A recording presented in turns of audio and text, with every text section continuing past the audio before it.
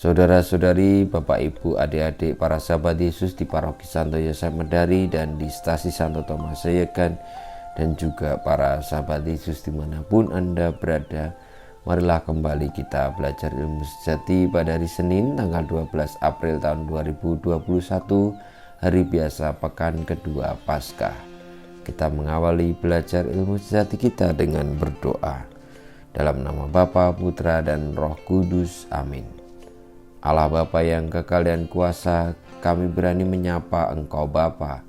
Kuatkanlah semangat kami sebagai putra dan putrimu, agar layak menerima warisan yang telah Kau janjikan.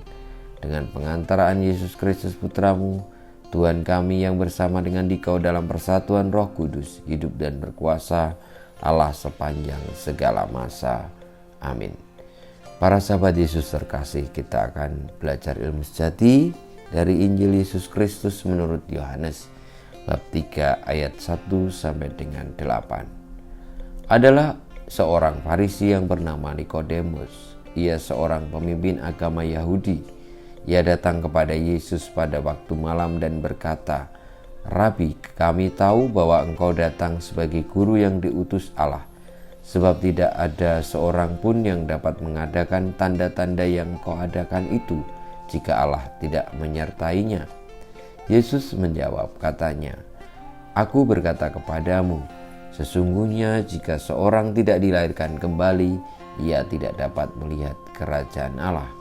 Kata Nikodemus kepadanya, "Bagaimana mungkin seorang dilahirkan kalau ia sudah tua? Dapatkah ia masuk kembali ke dalam rahim ibunya dan dilahirkan lagi?"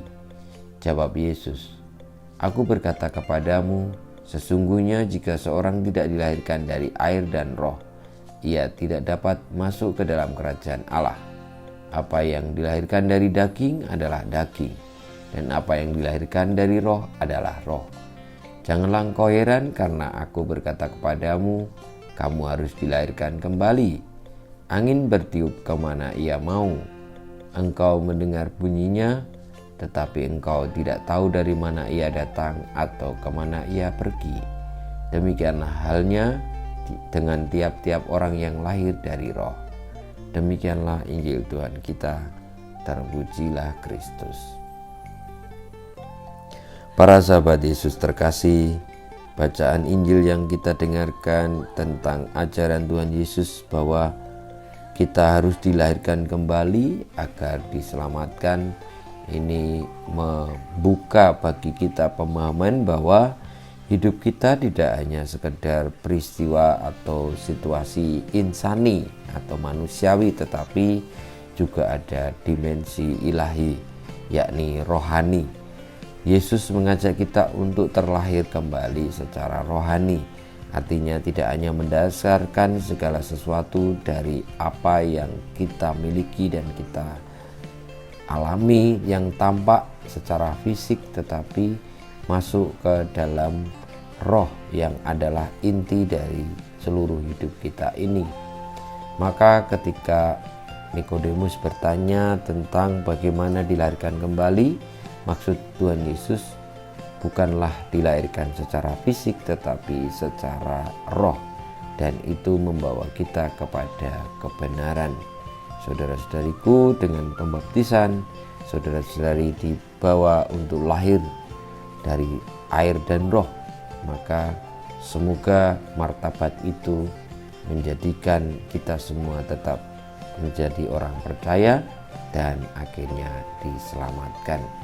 Marilah kita mohon berkat Tuhan. Kemuliaan kepada Bapa, Putra, dan Roh Kudus, seperti pada permulaan, sekarang, selalu, dan panjang segala abad. Amin. Ya Yesus, jadikanlah hati kami seperti hati-Mu. Tuhan bersamamu dan bersama rohmu. Kita semua, hidup kita, perjuangan kita untuk menghayati dimensi rohani kita, dimensi ilahi kita, dan rohani yang sejati senantiasa dibimbing, dilindungi, diberkati Allah yang Maha Kuasa, Bapa, Putra, dan Roh Kudus. Amin.